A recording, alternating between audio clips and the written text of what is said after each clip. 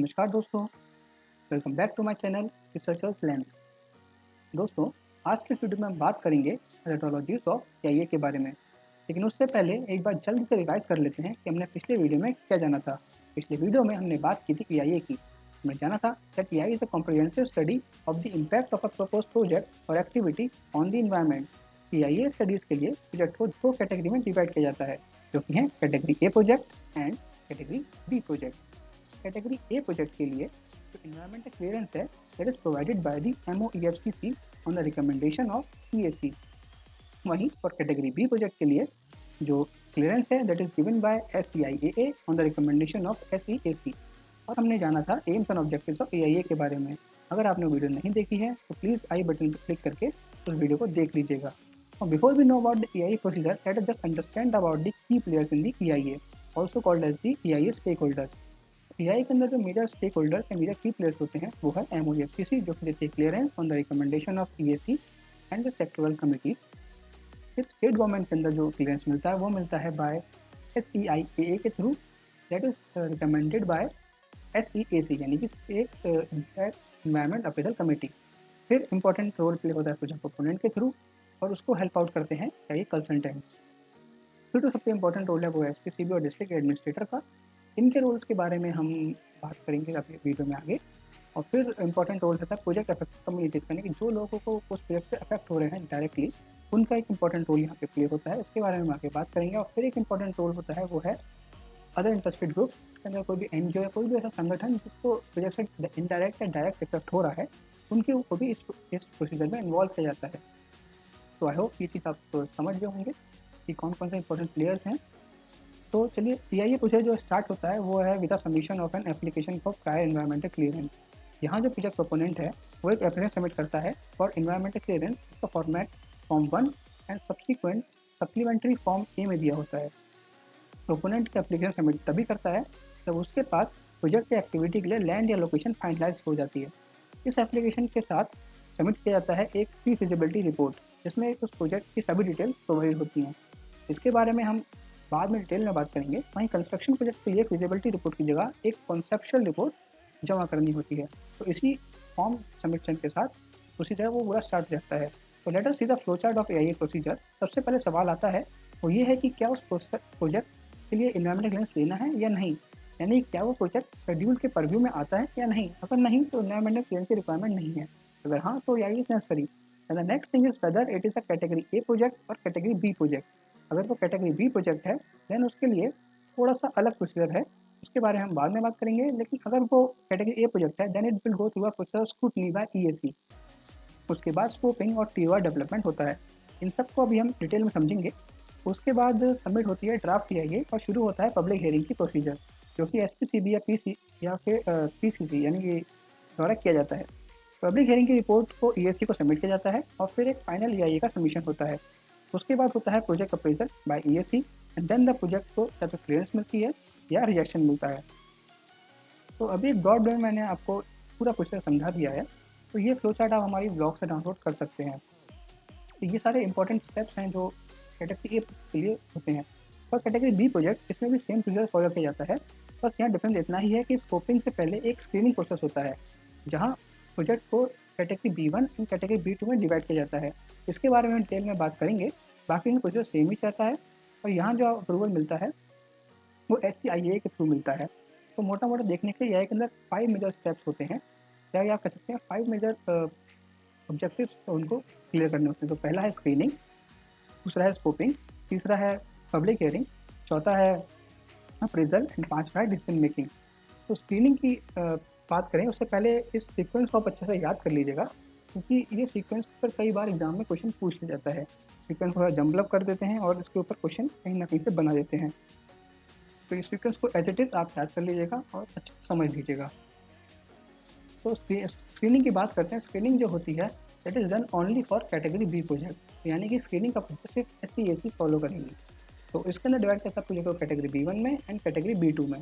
तो category B2 के project हैं वो, उनके लिए कोई भी इन्वायरमेंटल क्लियरेंस नहीं लेना पड़ता। पर फॉर कैटेगरी B1 प्रोजेक्ट वहाँ इन्वायरमेंटल क्लियरेंस यानी कि EIA करना पड़ता है। अब इसको डिवाइड किया जाता है on the basis of a criteria of threshold and impact. Threshold के अंदर हम बात करेंगे साइज़ की, लोकेशन की, आउटपुट, एनवायरमेंटल इफेक्ट, फाइनेंस की, और इम्पैक्ट के अंदर सिग्निफिकेंस ऑफ इम्पैक्ट। उसके बाद डिसीजन ले आता है on the type of EI, that is comprehensive, limited और रैपिड। इनके बारे में आप ब्लॉग में पढ़ सकते हैं, वहाँ डिटेल में आप इसको समझ जाएंगे। तो इसके बाद जो इम्पोर्टेंट स्टेप है वो होता है स्कोपिंग का। तो चलिए हम बात कर लेते हैं स्कोपिंग की। तो स्कोपिंग की जाती है to identify the environmental issues and concerns of the interested parties. साथ ही साथ एक इम्पॉर्टेंट पार्ट स्कोपिंग का होता है वो है टर्म ऑफ रेफरेंस या फिर टीओआर डेवलपमेंट का। टर्म ऑफ रेफरेंस फॉर्म किया जाता है बाय ईएसी या एसईएसी के द्वारा on the basis of pre feasibility report that is submitted by the project proponent during submission of application.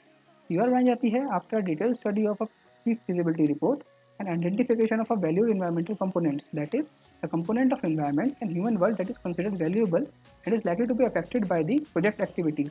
और एक qualitative analysis किया जाता है to analyze the impact of that project और that activity, और TOR उसके बाद डेवलप की जाती है। इसको आप एज गाइड बुक या फिर एक पथ प्रदर्शक कह सकते हैं EIA के लिए। इसके अंदर EIA के जो करने का पूरा प्रोसीजर कैसे कैसे करना है वो डिटेल में समझाया गया होता है। इसके अंदर स्टडी एरिया का डिस्क्रिप्शन होता है, मेथोडोलॉजी होती है, अल्टरनेटिव्स क्या क्या लेने हैं वो होता है, फिर बेसलाइन इन्फॉर्मेशन कैसे कलेक्ट करती हैं उसकी सारी डिटेल दी गई होती है, इम्पैक्ट एंड इश्यूज़ को कैसे एड्रेस करना है वो सब दिया गया होता है, मिटिगेशन मेजर्स क्या क्या चीज़ों के लिए आपको डेवलप करने हैं उसके बारे में बताया गया होता है, पब्लिक कंसल्टेशन कैसे करना है उसके बारे में बताया जाता है, और लास्ट है कि मॉनिटरिंग की चीज़ों की आपको करनी है। फिर सबसे इम्पोर्टेंट जो आता है वो है ई इन्वायरमेंट इम्पैक्ट असेसमेंट। ये सबसे इम्पोर्टेंट चीज़ है, सबसे मेजर पार्ट है इन्वायरमेंट इम्पैक्ट असेसमेंट का, यानी कि बेसलाइन डेवलपमेंट। इसमें बेसलाइन डेवलपमेंट के अंदर या बेसलाइन इंफॉर्मेशन कलेक्शन जैसे भी बोलते हैं, इसके अंदर biological environment, physical environment, social environment, economic, culture and health, इन सब एस्पेक्ट्स को कंसिडर किया जाता है। बायोलॉजिकल इन्वायरमेंट की बात करें तो फ्लोरा एंड फौना को कंसिडर करते हैं। फिजिकल इन्वायरमेंट की बात करें तो सॉइल, वाटर, क्लाइमेट, इन सबको कंसिडर किया जाता है।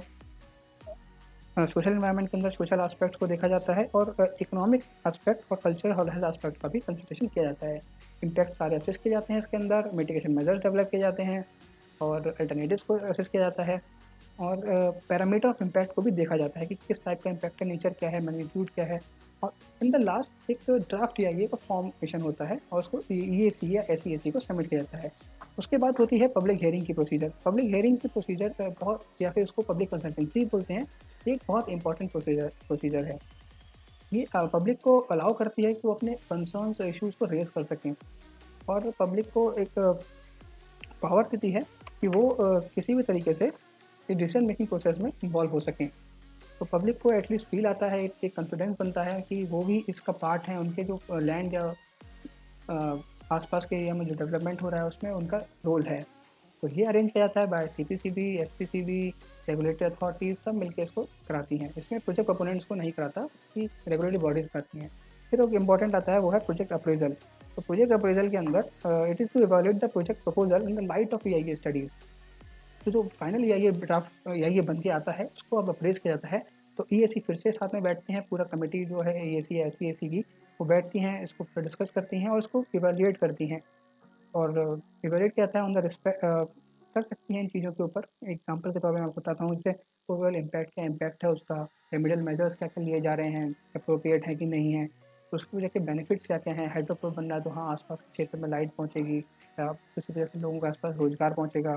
फिर उसके अल्टरनेटिव्स कोई तो प्रेजेंट नहीं है, मान लीजिए 4 एक फैक्ट्री लगाने को फ़ायदा नहीं है, तो अलग फैक्ट्री लगा सकते हैं। इस टाइप से कई सारी चीज़ों पर उसको असेस किया जाता है EIA को, फाइनल रिपोर्ट को। और फिर लास्ट में होती है डिसीजन मेकिंग।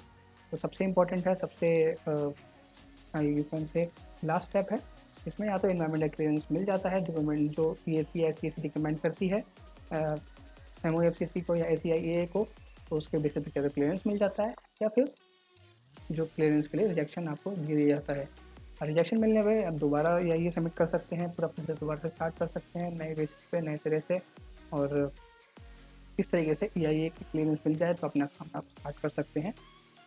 तो इस EIA मेथडोलॉजी में या फिर प्रोसीजर में यही है। इससे ज़्यादा आप पढ़ना चाहते हैं तो आप लोग ब्लॉग पे जाके जो रिकमेंडेड मटेरियल है वो पढ़ लीजिएगा। वीडियो आपको अच्छी लगे तो उसको लाइक जरूर कीजिएगा। देखिए इसके अंदर बिटवीन द लाइन्स बहुत सारी चीज़ें होती हैं जो हम लोग कंसिडर इस वीडियो के अंदर बता पाना थोड़ा मुश्किल है। आप पढ़ेंगे तो आपको सब समझ में आ जाएगा। कहीं कोई डाउट आता है तो आप मुझसे जो डिस्कशन फोरम है हमारा उस आप पूछ सकते हैं या कमेंट सेक्शन में पूछ सकते हैं।